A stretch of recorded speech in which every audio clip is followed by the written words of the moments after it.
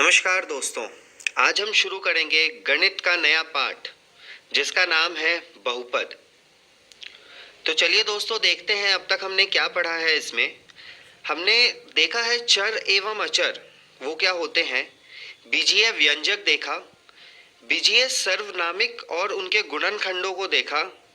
अब जैसे कि यह देखिए a प्लस बी का स्क्वायर बराबर a square plus 2ab plus b square, a minus b का स्क्वायर बराबर a square minus 2ab plus b square, एवं a square minus b square बराबर ए प्लस बी गुना ए माइनस बी। आशा करता हूँ ये चीज़ें आपको याद होंगी, आपने पढ़ा होगा। तो चलिए दोस्तों शुरू करते हैं बहुपद के पहले अंश के साथ, जिसमें हम बहुपद का परिचय देखेंगे एवं एक चर वाले बहुपद को पढ़ेंगे। अब दोस्तों बहुपद शुरू करने से पहले आइए एक बार दोहरा लेते हैं कि चर एवं अचर क्या होते हैं।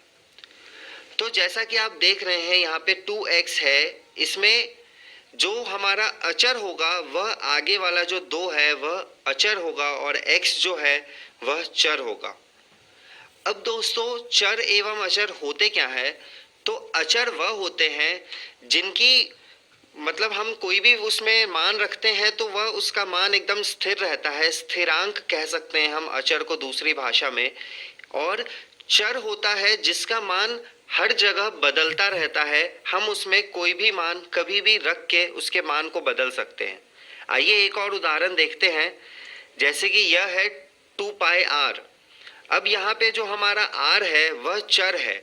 वह चर इसलिए है कि किसी भी गोलाई की त्रिज्या कहीं भी हर गोलाई के हिसाब से बदलती है, लेकिन यह जो 2 पाई है इसकी जो मान है वह एकदम स्थिर रहेगी। 2 का मान 2 ही रहेगा और पाई का जो मान है वह 22/7 ही रहेगा हर जगह। इसलिए 2 पाई जो है वह अचर हो गया तथा आर जो है वह चर हो गया।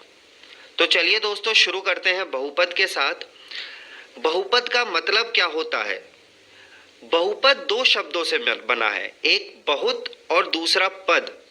बहुत का मतलब होता है कई सारे यानी एक से भी ज्यादा, और पद का मतलब होता है पद मतलब कितने सारे उसमें पद हैं। जैसे कि आप देखिए यह एक व्यंजन है, इसमें 3 पद हैं। कैसे हैं तो देखिए 4xy स्क्वायर जो है वह एक पद हो गया, 3x जो है वह दूसरा पद हो गया एवं -5 जो है वह तीसरा पद हो गया। तो इसमें यह तीनों जो है वह इस बहुपद की पदें हैं। अब चलिए दोस्तों देखते हैं एक चर वाले बहुपद क्या होते हैं। एक चर वाले बहुपद में एक अचर तथा एक चर होते हैं, यानी कि एक चर वाले बहुपद वो बहुपद होते हैं जिनमें एक व्यंजन में सभी पद के लिए एक ही चर का इस्तेमाल होता हो। जैसे कि देखिए इस व्यंजन में सिर्फ और सिर्फ x का इस्तेमाल हुआ है, चाहे वो x क्यूब के लिए हुआ हो, चाहे वो x स्क्वायर के लिए हुआ हो, चाहे वह x के लिए हुआ हो। तो दोस्त आशा करता हूं आप समझ गए होंगे एक चर वाले बहुपद क्या होते हैं। आइए इसको एक उदाहरण से देखते हैं। मान लेते हैं कि यह एक स्क्वायर है जिसका साइड का मान 3 है, तो इसका परिमाप जो होगा वह 4 गुना 3 हो जाएगा यानी कि 12 हो जाएगा। अब मान लेते हैं यह एक दूसरा स्क्वायर है जिसके साइड का मान x है, तो इसका जो परिमाप होगा वह 4 गुना x हो जाएगा यानी कि इस x के जगह पे हम कुछ भी रख सकते हैं। यहाँ पे x हमारा चर है एवं इसका जो क्षेत्रफल होगा वह x गुना x यानी x स्क्वायर हो जाएगा। अब दोस्तों आप जरा इसे देखिए, यह 3 व्यंजन दिए गए हैं 2x, x square plus 2x और तीसरा है x cube minus x square plus 4x plus 7। तो इसमें हम लोग क्या देख रहे हैं कि जितने भी हम विजीय व्यंजक को ले रहे हैं इनमें चर का जो घातांक पूर्ण है वह संख्या है, पूर्ण संख्या है, कोई भी आधे में नहीं आ रहा है। तो दोस्तों इस रूप के व्यंजनों को एक चर वाला बहुपद कहते हैं।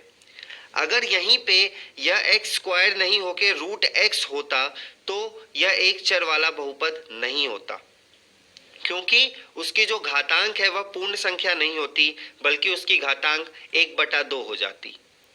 अब ऊपर दिए गए उदाहरणों में जो चर है वह x है, उसी प्रकार 3y² प्लस 5y में जो चर है वह y है और y में एक बहुपद है। आशा करता हूं दोस्तों एक चर वाले बहुपद आपको समझ आ गए होंगे। तो चलिए शुरू करते हैं बहुपद के पद के साथ। अब जानते हैं पद क्या होते हैं। तो अब जैसे देखिए यहाँ पे यह जो बहुपद है x² प्लस 2x, उसमें जो x² है और 2x है, यह दो अलग अलग पद कहलाएंगे इस बहुपद के।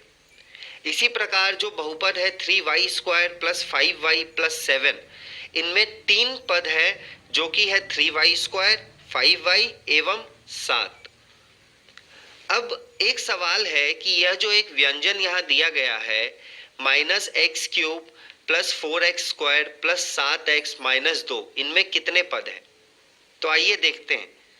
एक पद इनमें है -x³, दूसरा है 4x², तीसरा है 7x और चौथा है -2, यानी कि इनमें कुल 4 पद है।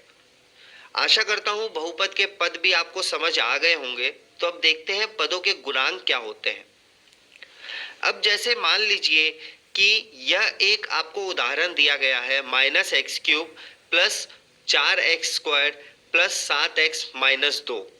तो दोस्तों इनमें पदों के गुणांक का मतलब होता है कि जो भी हमें चर दिया गया है उसके एकदम पहले जो भी अचर आ रहा हो वह उसका गुणांक हो जाएगा। जैसे कि यहाँ देखिए x³ का गुणांक -1 है, x² का गुणांक 4 है, x का गुणांक 7 है तथा x पर पावर 0 का गुणांक -2 है।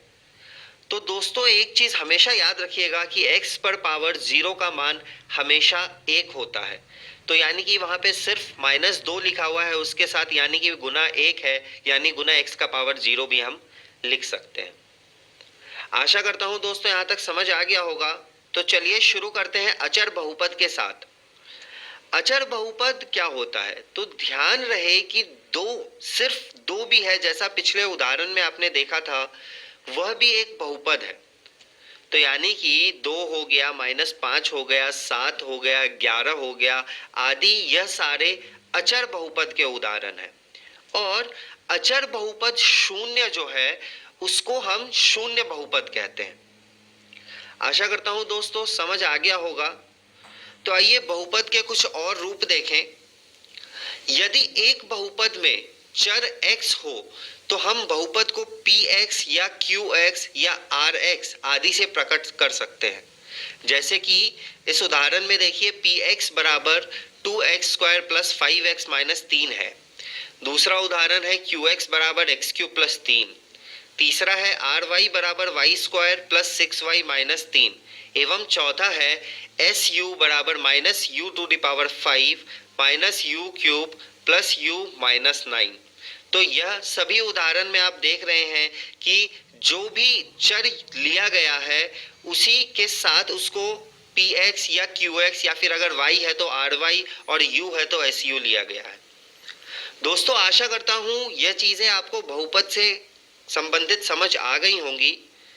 तो चलिए देखते हैं इस पाठ में हमने क्या क्या सीखा। इसमें हमने चर एवं अचर को देखा, हमने बहुपद जाना कि बहुपद क्या होते हैं, हमने पदों के गुणांक को देखा, हमने बहुपद के पद देखे क्या होते हैं एवं हमने अचर बहुपद देखा।